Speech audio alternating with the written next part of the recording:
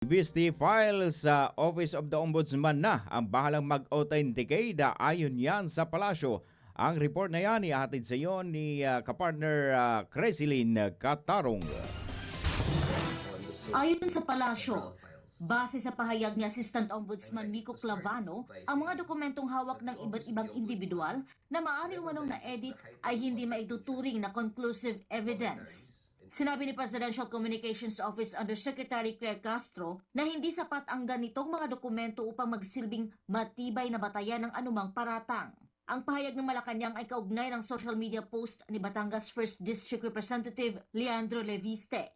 Inilabas ng mambabatas ang listahan ng 75 proyekto ng Department of Public Works and Highways na may kabuuang pondong humigit kumulang 8 bilyong piso na nakatag sa OP, ES o SAP bilang proponent sa mga dokumentong umano'y mula sa files ng yumaong DPWH Undersecretary Maria Catalina Cabral para sa 2025 DPWH National Expenditure Program na una ng tinawag na Cabral Files. Ayon kay Leviste, halos 60% ng mga proyekto ay para sa flood control at slope protection, habang ang natitirang 40% ay para sa road at streetlight projects.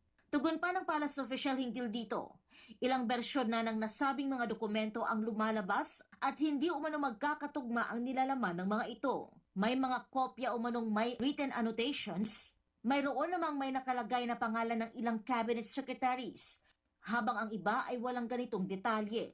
Binigyang din ni Castro na ang mga kwentong walang matibay at mapagkakatiwalaang ebidensya ay mananatiling haka-haka lamang.